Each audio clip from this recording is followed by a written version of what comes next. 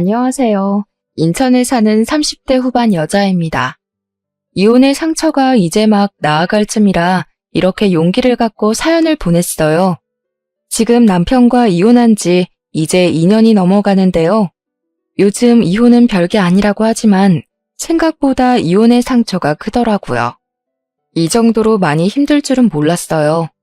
10년 가까이 산 남편과 이혼이라니 생각보다 많이 공허한 느낌이 들긴 하지만 남편과 같이 산 동안 받은 상처가 엄청 크기 때문에 공허함을 신경 쓸 힘조차 없어요. 이 답답한 마음을 풀고 싶은데 솔직하게 털어놓을 곳이 없어 용기를 갖고 사연을 보내봤습니다. 길다면 긴 저의 이야기 한번 들어보실래요? 일단 남편은 저보다 5살 많은 사람이에요. 친구 소개로 만나게 된 사람이었는데 남편과 3번 정도 데이트 후 바로 결혼을 하자고 하더라고요. 그만큼 남편이 저한테 푹 빠져버린 거죠. 사실 전 사람을 잘 믿지 않기 때문에 몇 번 보지 않은 남편과 연애하지 않고 바로 결혼을 결정하기 너무 힘들었어요. 사람은 정말 좋은데 신뢰를 쌓기엔 기간이 너무 짧은 게 흠이었죠. 신중에 신중을 더해서 결혼을 고민했는데요. 다들 결혼을 하는 이유가 엄청 사랑해서일 수도 있지만 하필 결혼할 시기에 만난 사람이 이 사람이라 결혼을 결심한 부부도 많잖아요. 제가 딱 그런 경우였죠. 지금 이 사람을 놓치면 언제 또 결혼할 남자가 나타날까 이런 생각이 나더군요. 저도 안정적인 삶을 누구보다 살고 싶은 여성이었고 화목한 가정을 갖고 싶은 욕심이 어릴 때부터 항상 있었어요. 변명처럼 들리시겠지만 결혼에 대해 5개월 동안 신중하게 고민했답니다. 그렇게 남편과 첫 만남 이후 거의 6, 7개월 만에 결혼하게 됐는데요. 결혼을 준비하면 많이들 싸우고 파혼한다고 하는데 다행히 저희 부부는 싸우지 않고 무난하게 결혼 준비를 할 수 있었어요. 저희 부부는 처음부터 무리해서 집을 사지 말고 전세부터 시작하기로 했어요. 그렇게 각자 번 돈은 각자 관리하기로 하고 결혼 생활을 시작했죠. 저희 결혼 생활이 늘 시끄럽고 힘들었던 이유는 다 시어머님 때문이었는데요. 시어머님은 굉장히 화려한 분이셨어요.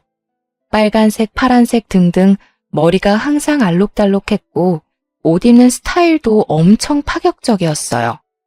나이 많으면 많을수록 가꾸고 살아야 한다는 마인드를 가진 분이라 가꾸는데 신경을 많이 쓰셨어요. 게다가 성격이 완전 외향적이라서 내향적인 제가 그런 시어머님의 성격을 따라가기가 어렵더라고요. 근데 그런 시어머님은 버는 돈에 비해 소비 습관이 너무 과했어요. 옷을 워낙 좋아하시는 분이라서 틈만 나면 쇼핑을 하시는 편인데요. 너무 과한 게 아닐까? 걱정이 들긴 했었지만 본인의 돈을 사용하는 거라서 크게 신경 쓰지 않았는데 언제 한번 일이 크게 터지게 됐는데요. 남편과 결혼한 지 1년이 넘었을 때 있었던 일이었는데요. 시어머님께서 이번에 아울렛에 가서 쇼핑하고 싶다고 하셔서 같이 가게 됐어요. 그래서 저희 부부와 함께 드라이브 겸 해서 같이 아울렛에 가게 됐었는데요. 저희 부부는 아울렛에서 10만 원 정도 사용한 반면 어머님께선 아울렛에서만 혼자 80만 원을 쓰신 거예요.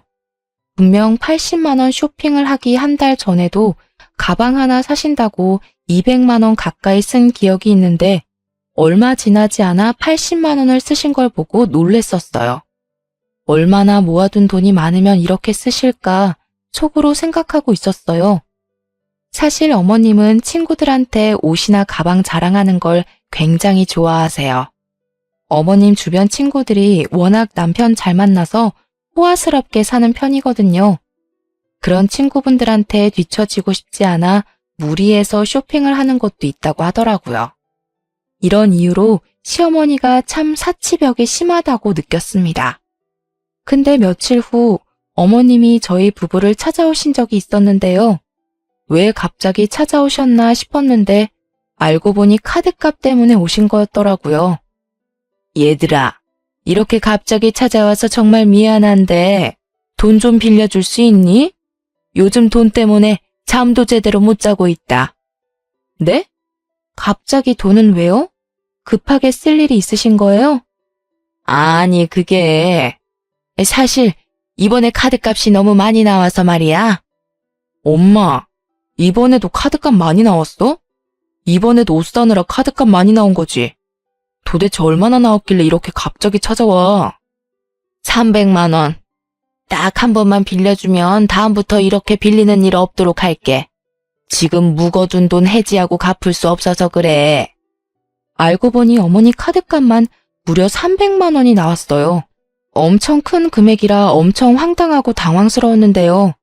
어머님이 예금 따로 묵어둔 돈 말고는 당장 쓸 돈이 없다며 돈을 빌려달라고 하시더라고요. 결국 남편은 지난달에 받았던 보너스와 본인 용돈을 합쳐서 어머님 카드값을 대신 해결해줬어요. 사실 이번 일 말고도 남편이 어머님이 사고친 일을 대신 해결한 적이 많았었는데요. 휴대폰 통신비까지 내지 못할 정도로 생활비를 탕진한 날이라면 남편이 핸드폰비를 내주거나 병원비가 많이 나온 날이라면 그때도 남편이 도와주기도 했었어요. 근데 그 정도는 아들로서 해줄 수 있는 일이라 크게 터치하지 않았어요. 부부라서 남편 돈이 계속 나가는 건 좀 신경 쓰이긴 했었지만 몇 천만 원씩 나가는 돈도 아니고 몇십만 원 선 안에서 해결될 일이라서 크게 터치하진 않았었답니다. 근데 이번엔 카드값이 300만 원이나 나왔다고 하길래 남편이 그 돈을 빌려준다고 할 때 썩 내키지가 않더라고요. 그리고 과연 어머님이 이 300만 원이란 이 큰 돈을 진짜 갚으실까 싶더라고요. 여보, 지난번에 어머님한테 300만 원 빌려줬잖아. 근데 그거 어머님이 갚으셨어? 그때 어머님 뵙고 나서 한 번도 연락이 없으셔서. 아니, 안 갚았는데? 아무리 빌려준 돈이라고 해도 엄마한테 그 돈을 어떻게 받겠어. 나이도 많은 양반인데 그 돈 갚을 능력도 안 되고. 그냥 안 받을 생각으로 준 돈이었어. 뭐? 아니, 그걸 왜 안 받을 생각으로 빌려줘. 30만 원도 아니고 300만 원인데 당연히 받아야지.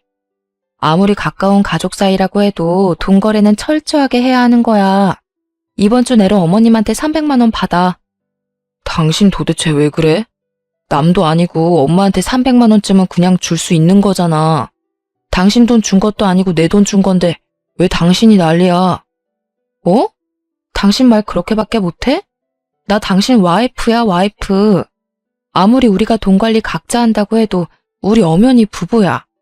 당신이 번 돈은 당신이 관리하는 거겠지만 우리가 각자 모아둔 돈은 나중에 우리가 늙었을 때 조금이나마 같이 편하게 살려고 준비하는 과정인 건데 이렇게 선 그으면 안 되지. 그럼 당신은 우리 엄마를 너무 남처럼 대하는 거 아니야? 당신 말대로 우리가 부부고 가족인 것처럼 우리 엄마도 우리 가족이야. 300만 원 정도는 한 번쯤 엄마한테 줄 수 있는 거라고는 생각 안 해봤어? 그 힘없는 우리 엄마한테 그렇게 돈을 받아내고 싶냐고. 힘 없다고? 그렇다면서 쇼핑을 3, 4시간씩이나 하셔? 어머님 한 달에 쇼핑값만 적어도 100만 원이 넘어. 당신도 알잖아, 어머님 집 상태. 방 3개 중에 2개가 다 옷방이야, 옷방. 그리고 나도 어머님한테 할 만큼 했어. 원래 어머님 단칸방에서 힘들게 산다고 해서 내 목돈으로 어머님 전셋집 해드렸어. 당신 그거 기억 안 나는 모양이야? 어머님께 잘한 사람을 굳이 따진다면 당신보다 나야, 알고나 말해. 사실 제가 결혼 전에 어머님 작은 전셋집 하나 해드렸습니다. 작은 단칸방에서 살고 계신다는 어머님을 보고 마음이 좋지 않았어요. 그래서 제 목돈 중 일부를 빼서 15평 정도 되는 전셋집으로 이사 갈 수 있게 도와드렸는데요. 남편은 그런 저의 공을 까먹었는지 본인이 어머님께 해드린 일만 생각하네요. 저의 말에 할 말을 잃은 남편은 결국 저한테 사과를 하더라고요. 그래서 남편은 결국 한 달에 50만 원씩 쪼개서 어머님께 돈을 돌려받았습니다. 남편은 본인이 그렇게 화낸 게 미안했는지 50만 원씩 받아낸 총 300만 원을 저에게 주더군요. 전 그 돈을 쓰지 않고 그대로 갖고 있었어요. 300만 원 일은 있고 남편과 해외여행을 다녀온 적이 있어요. 저희 부부는 신혼여행 이후로 제대로 된 여행을 다녀온 적이 없었기에 일주일 정도 동남아 여행을 가기로 했는데요. 처음엔 어머님과 같이 가려고 했었지만 남편이 먼저 이번엔 우리 둘만 가자고 하더군요. 저희 부부가 동남아 여행을 간다는 소식을 듣게 된 어머님은 면세점에서 선물 하나 사오라고 하셨어요. 그래서 여행을 즐기는 동안 어머님 선물 어떤 걸 사드릴까 고민하고 있었는데 때마침 면세점에 스카프가 있더라고요.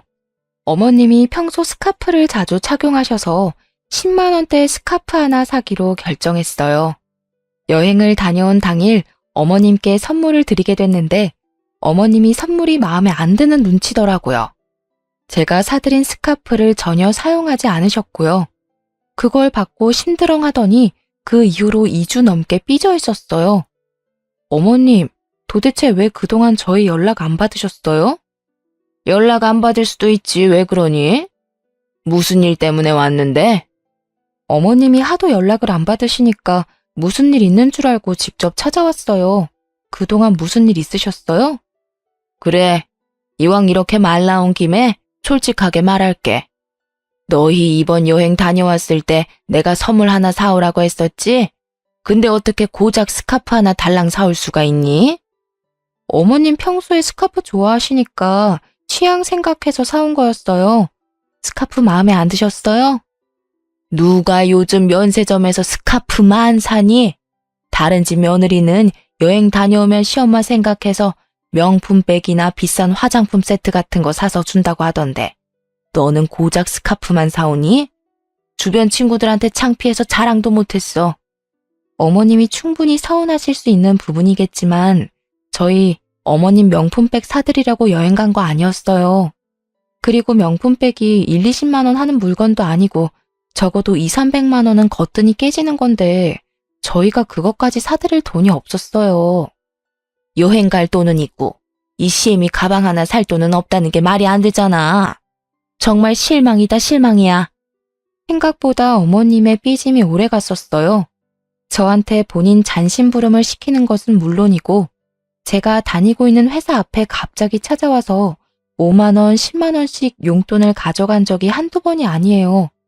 말도 없이 회사 앞까지 찾아오실 분이 전혀 아니신데 이번 일로 복수라도 하고 싶은 것인지 수시로 그러시더라고요.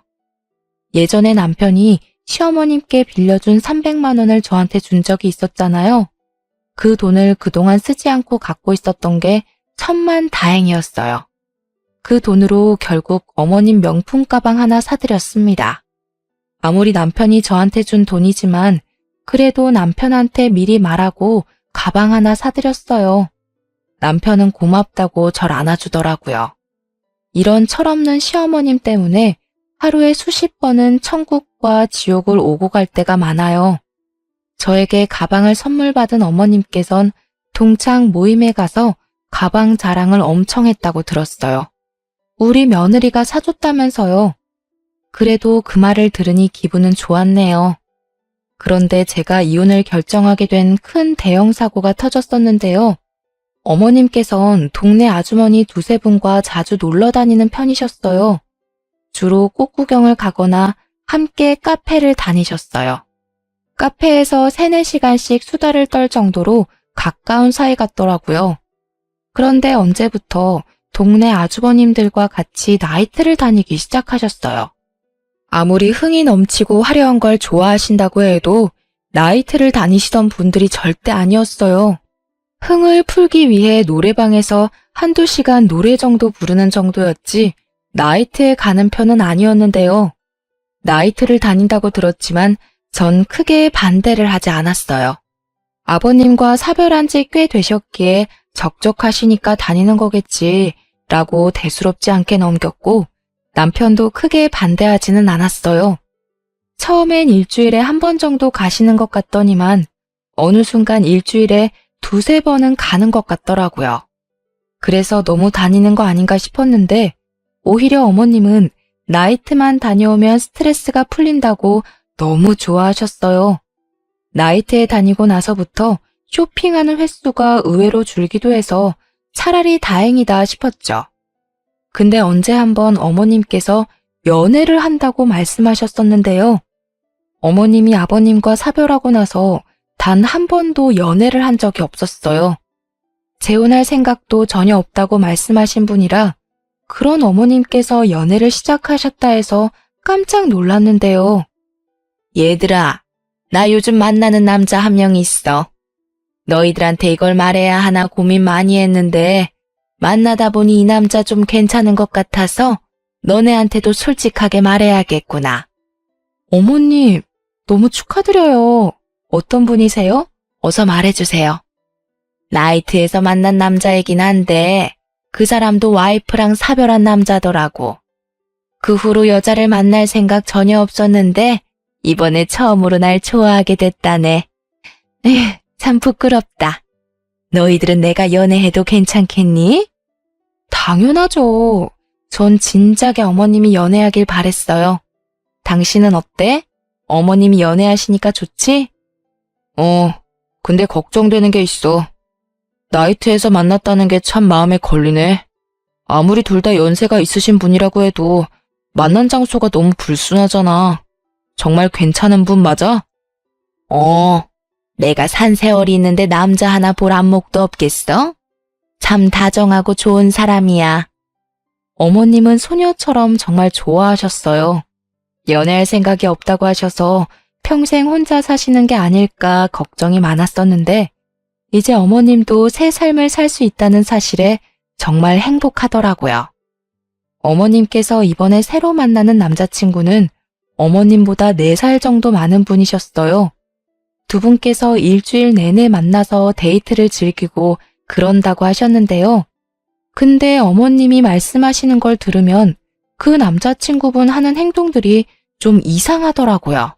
정상적인 연애가 아닌 것 같은 느낌이랄까? 그리고 실제로 만나봤는데도 좀 꺼림칙했고요.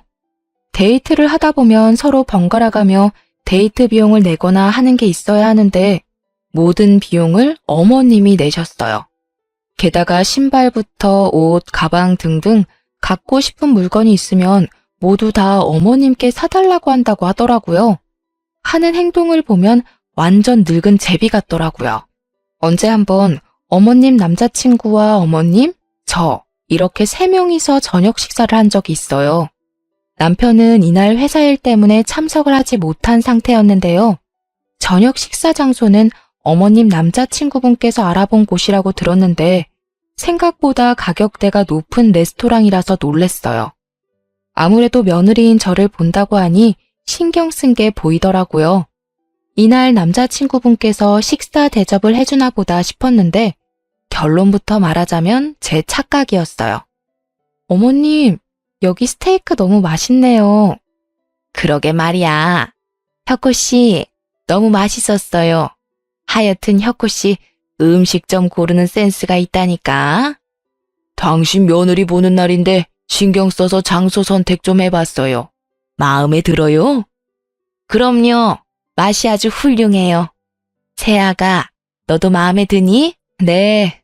오랜만에 이런 고급진 레스토랑에서 식사하니까 입이 아주 호강하네요. 정말 잘 먹었습니다. 식사할 때까지만 해도 이렇게 분위기가 좋았어요. 그렇게 계산을 하려고 하는데 자연스럽게 어머님께서 계산을 하시더라고요.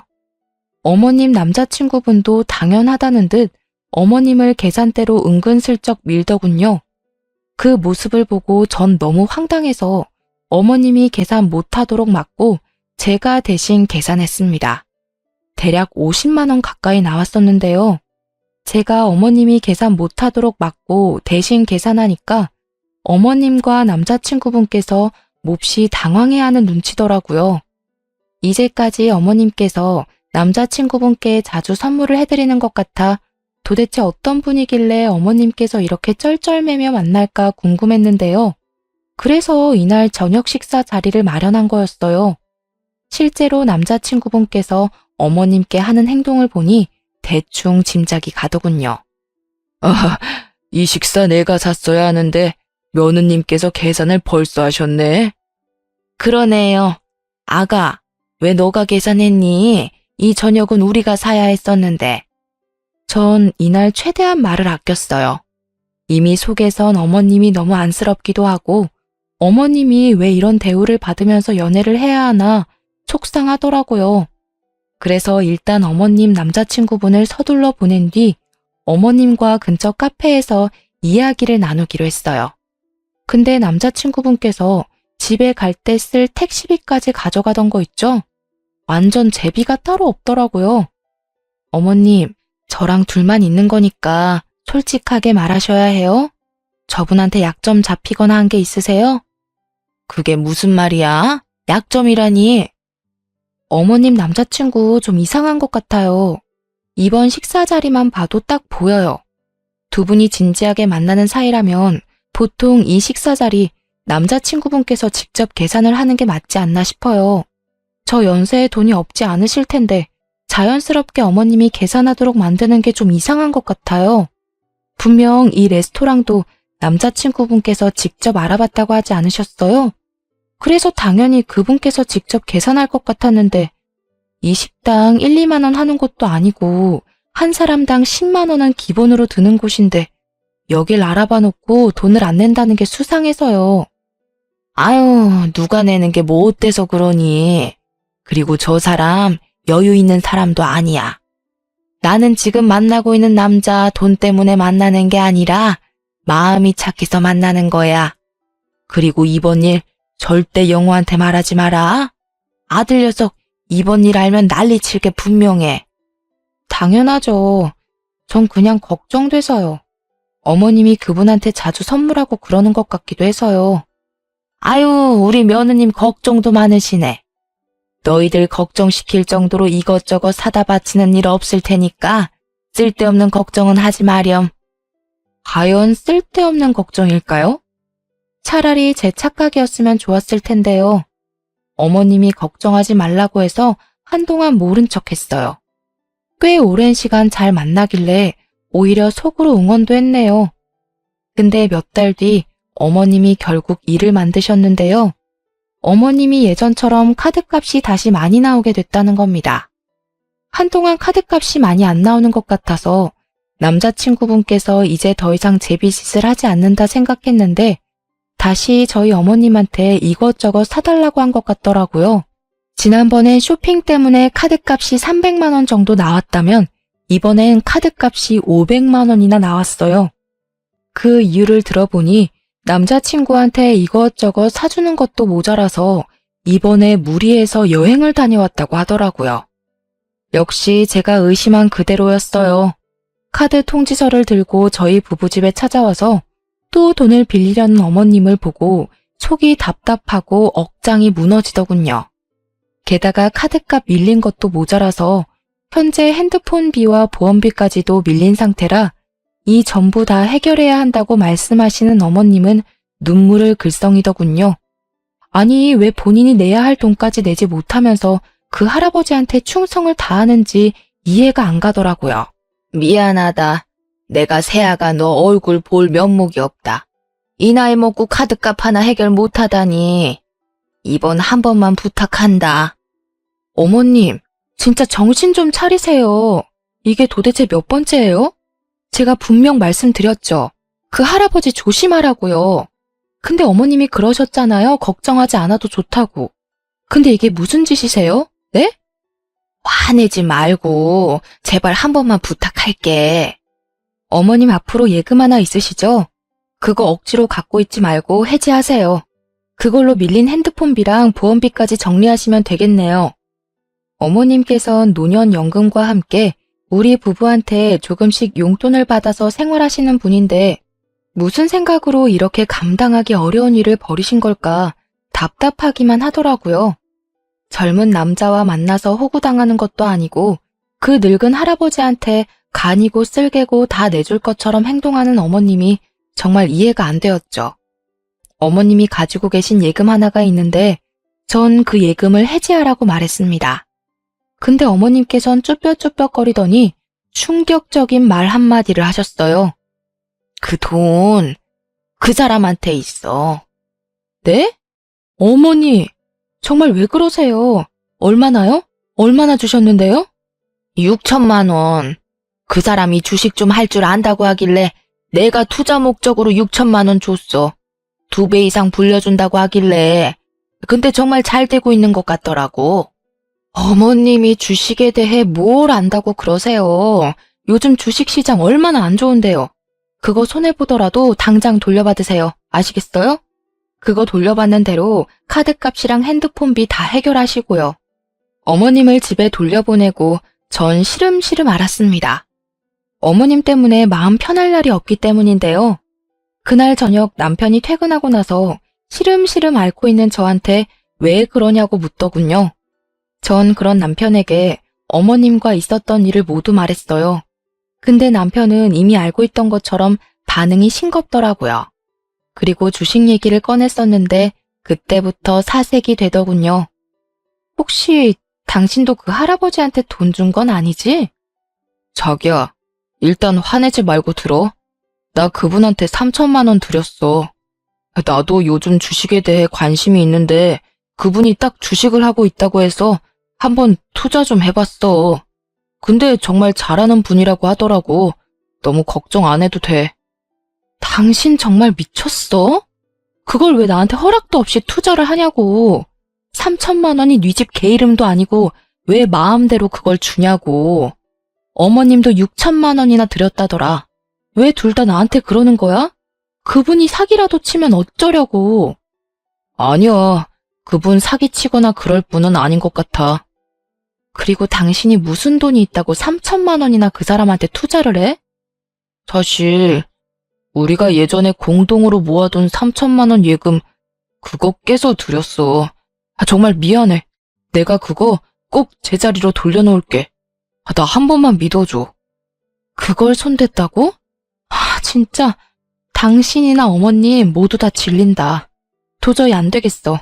우리 이혼하자, 이혼해. 이혼이라니. 이혼은 절대 안 돼. 나 당신이랑 못 헤어져. 내가 왜? 전 한동안 친정집에 가기로 했습니다. 생각 정리가 되면 그때 이혼을 할지 말지 결정하기로 했는데요. 친정집에 2주일 정도 가 있을 동안 시어머님과 남편에게 큰일이 터졌어요. 어머님 남자친구가 잠수를 탔다고 합니다. 어머님께서 돈을 돌려달라고 말한 순간 그때부터 연락이 닿지 않았다고 해요. 어머님이 그 남자친구 집에 찾아갔었는데 이미 모든 짐을 다 뺀 상태로 어머님이 모르는 곳으로 도망갔다고 합니다. 저는 이미 예상하고 있던 결과였어요. 요즘 이런 사람들 한둘이 아니라고 하잖아요. 시어머님 남자친구분 하는 행동만 봐도 딱 사기칠 사람 같았어요. 어머님은 그분한테 콩깍지가 제대로 씌어서 그걸 모르고 있던 거였어요. 알고 보니까 어머님만 사기를 당한 게 아니라고 해요. 어머님과 같이 나이트를 다니던 동네 아주머님들도 그 할아버지의 말만 믿고 주식에 투자했다가 돈을 돌려받지 못했다고 하네요. 6천만 원 사기를 당한 어머님은 약과였어요. 어떤 아주머니는 1억 가까이 돈을 잃었다고 합니다. 어머님은 물론이고 남편까지 돈을 돌려받지 못한 상태로 전 이번 일을 알게 된 후 이혼하기로 결정했어요. 이혼하자고 말하니 남편은 정말 손이 발이 되도록 싹싹 빌었습니다. 어머님은 이번 일로 제정신이 아닌지 오히려 이런 일로 이혼을 하냐면서 적반하장으로 나오더라고요. 넌 이런 일 가지고 이혼을 꼭 해야겠니? 부부란 게 어려움이 있으면 같이 이겨낼 줄도 알아야지. 이혼하자는 소리가 어떻게 바로 나올 수가 있어? 어머님, 이제까지 어머님이 저희한테 한 행동들을 생각해 보세요. 저는 남편도 남편 일이지만 어머님 그 철딱서니 없는 행동 때문에 숨 막혀서 이 사람이랑 못 살아요. 어머님 수준껏 생활을 해야지 탱자탱자 돈 쓰기만 하시는데 옆에서 그걸 제가 다 어떻게 감당하고 살아요? 그리고 어머님이 분명 그러셨죠? 이제까지 산 세월이 있어서 안목이 좋다고요. 근데 어머니 인생 헛사셨어요. 이 연세에 어떻게 감당하려고 남자 하나 잘못 만나서 돈까지 잃으셨어요? 무슨 힘으로 다시 일어나시려고요? 저 어머님 보기 싫어서라도 이 사람이랑 이혼하고 싶어요. 어머머머, 얘 말하는 것 좀 봐. 말이면 단 줄 알아? 당신은 나랑 이혼하면서 그 할아버지한테 준 3천만 원 나한테 다시 돌려줘야 할 거야. 그 3천만 원 중에서 2천만 원은 내 돈이나 마찬가지였잖아. 그리고 어머님도 지금 살고 있는 전셋집 빼셔야 할 거예요. 그 전세자금 다 제 돈인 거 잊지 않으셨죠? 당장 집 정리하고 돌려주세요. 전 이 말만 남기고 집에 있는 모든 짐을 빼서 다시 친정집에 들어갔습니다. 남편은 저희 친정집에 찾아와서 울고 불고 난리가 아니었어요. 그런 남편을 보고 친정아빠는 남편 얼굴에 소금을 뿌리며 당장 꺼지라고 고래고래 소리를 질렀답니다. 엄마도 그런 시엄마 밑에서 살 필요 없다고 이혼 결정 잘했다고 말했어요. 언제 한 번은 남편이 제가 다니고 있는 회사 앞까지 찾아왔어요. 퇴근 시간 맞춰서 와 있었더라고요. 전 창피한 나머지 그런 남편을 데리고 서둘러 회사 근처에 있는 카페로 갔는데요. 지금 이게 무슨 짓이야? 왜 말도 없이 남의 회사로 찾아오고 그래? 당신이 내 전화조차 받지 않으니까. 당신이 내 전화를 받아줘야 얘기를 하든지 말든지 하지. 왜 내 전화 안 받아? 정말 나랑 이혼이라도 하겠다는 거야? 내 말을 뭘로 들은 거야? 나 당신이랑 이제 못 산다고. 이혼하고 싶다고. 왜 자꾸 물어봐? 이해 못했어? 자기야, 제발. 나 한 번만 봐줄 수 없어? 나 정말 반성 많이 하고 있어. 우리 엄마도 후회 엄청 하고 있고. 우리 모자 앞으로 자기한테 충성을 다할게. 그딴 거 다 필요 없고 이혼 준비나 잘해. 남편이 이 이후로 몇 번을 더 붙잡았어요. 전 절대 같이 살 마음 없다고 완강히 거절을 했는데요. 그렇게 길고 긴 시간이 흐르고 나서 합의 이혼을 하기로 결정했습니다. 남편과 살고 있던 집을 내놓고 돌려받은 전세금은 제가 갖기로 했어요. 남편이 전세금 제가 전부 가지는 대신에 3천만 원 말고 1,000만 원만 주면 안 되겠냐고 하길래 그렇게 하라고 했습니다. 그래서 전 전세금과 함께 1,000만 원을 받았어요. 그리고 어머님도 살고 있는 집 정리해서 제 계좌로 전세비를 입금하셨더라고요. 남편은 물론이고 어머님까지도 한순간에 집이 사라진 거잖아요. 두 사람은 결국 연식이 오래된 빌라 반지하로 이사 갔다고 해요. 남편은 그런 집에서 어머님과 같이 살려고 하니까 정말 많이 힘든 눈치더라고요. 그래도 뭐 어쩌겠어요. 두 사람이 벌인 일인데요, 뭐. 근데 최근에 남편한테 연락이 왔어요. 어머님의 유방암 소식 때문이었는데요. 최근에 어머님께서 가슴 쪽에 뭐가 만져진다고 해서 건강검진을 받았다네요. 검사 결과 유방암 진단을 받았답니다. 근데 정작 두 사람은 병원비가 없는 상태라 당장 수술을 진행할 수 없었어요.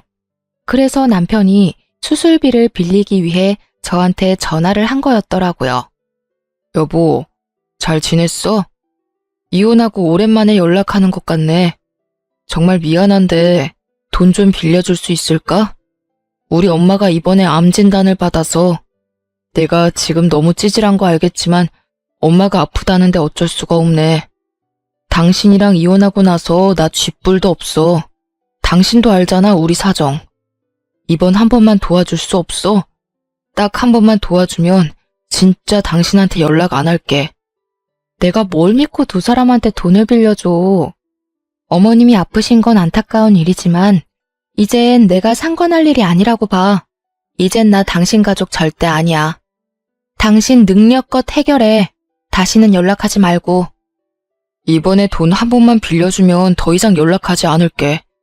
우리 엄마 아프다는 거 거짓말 아니야. 진짜 우리 엄마 진짜 아파. 지금 치료 안 받으면 우리 엄마 죽을지 몰라.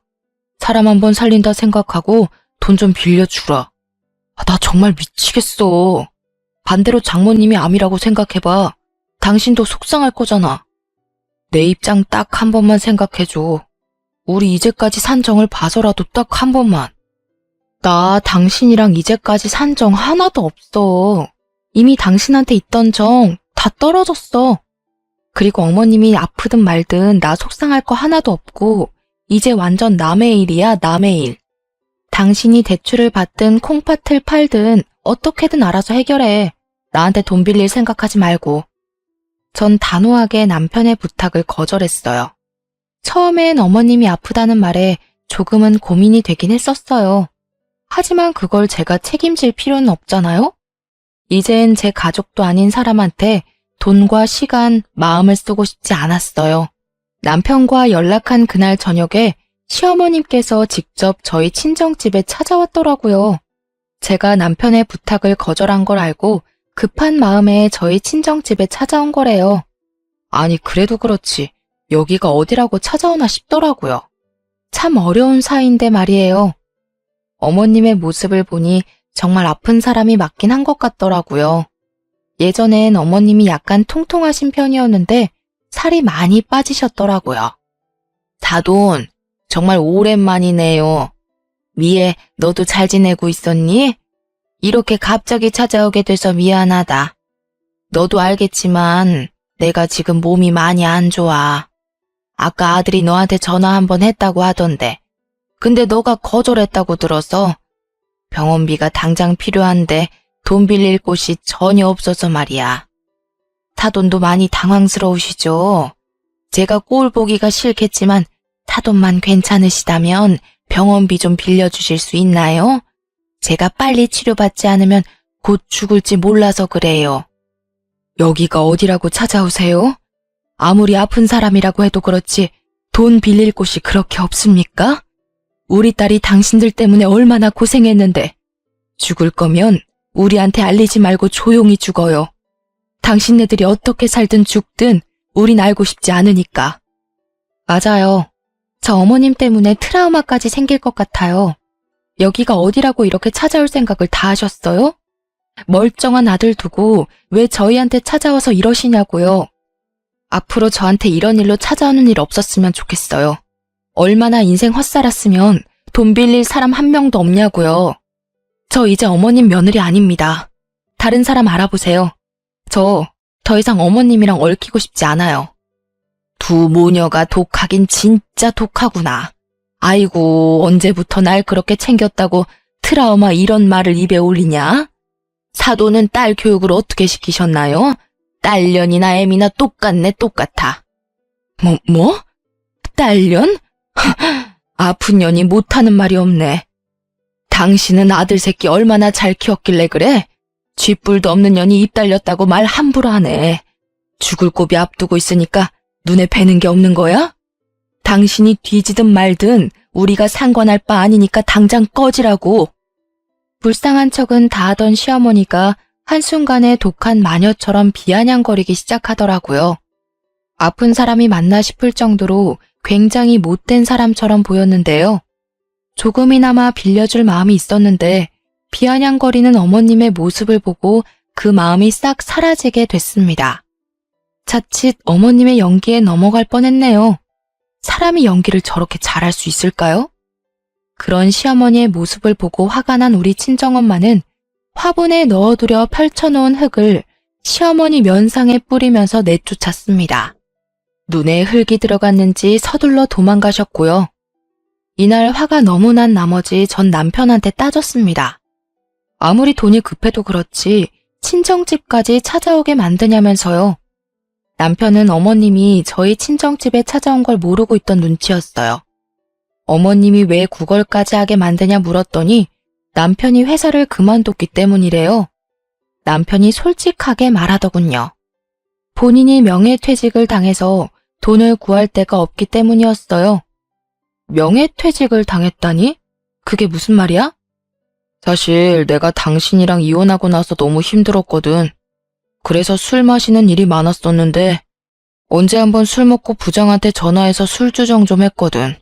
그게 정확히 기억은 안 나는데 내가 해서는 안 되는 말이랑 행동을 했었나 봐. 그게 문제가 돼서 나더러 회사에서 퇴직하라고 하더라고. 남편이랑 같이 다니는 회사 동기들 말을 들어보면 남편이 부장한테 음담패설은 기본으로 하고 게다가 이제까지 회사 내에서 해왔던 부장의 행동 하나하나 모두 지적했다고 해요. 게다가 남편이 학벌에 비해서 회사 업무 능력이 너무 없어서 언젠가 해고할 생각을 하고 있었다고 해요. 근데 때마침 부장한테 그런 몰상식한 행동을 하는 바람에 해고를 당하게 된 거였죠. 회사에서 나름 힘이 있는 부장은 그런 남편을 회사 그만두게 만들었다네요. 이제 막 40대가 된 사람이 명예퇴직을 당한다는 게 말이 안 되잖아요. 그냥 해고를 당한 거나 마찬가지인데요. 남편은 지금까지도 직장을 제대로 구하지 못한 상태라고 합니다. 저와 이혼한 것도 있지만 동시에 해고까지 당하게 돼서 그 충격에 매일매일 술을 마시고 있다고 해요.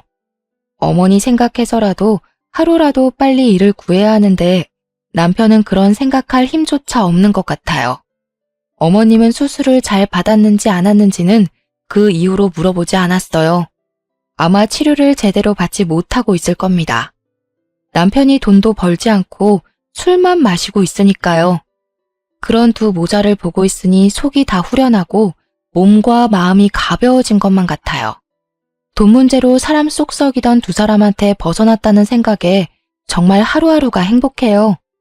전 남편과 이혼하고 나서 현재 직장에 열심히 다니면서 돈을 차곡차곡 모으고 있어요. 조만간 제 이름을 걸고 가게 하나 차릴 예정이에요. 부모님이 예전부터 음식점을 운영하고 싶어 하셨어요. 저도 그러고 싶어서 부모님과 함께 가게 오픈 예정이에요. 만약 이 사람과 저 사이에 아이가 있었더라면 이혼하는 게 어려웠을 거예요. 아이가 있는 부부는 이혼하는 게 참 어렵다고 하잖아요. 다행히 저와 남편은 아이 계획이 전혀 없던 사람이었어요. 만약 한 사람이라도 아이를 원했었더라면 지금 현재 저의 모습은 어땠을지 궁금하네요.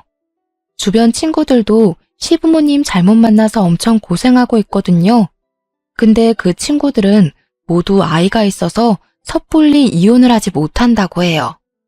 결혼하기 전까지만 해도 시댁 때문에 왜 힘들어할까 상상이 안 갔었어요.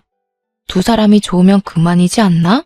그런 생각을 했었는데 사랑 하나로 결혼할 순 없더라고요.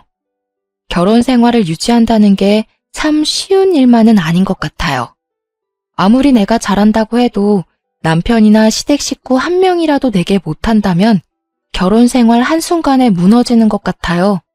그렇기 때문에 결혼 결정을 할 때 남편 자체를 보는 것도 중요하지만 남편 집안 식구들도 꼭 봐야 했어요. 이혼하고 나서 생각한 게 있는데 너무 섣불리 결혼을 했다는 거예요. 남편과 연애를 해보고 결혼할 걸 그런 생각을 가끔 하고 있는데요. 요즘 연애를 건너뛰고 많이들 결혼한다고 하는데 개인적으로 전 위험하다고 생각해요.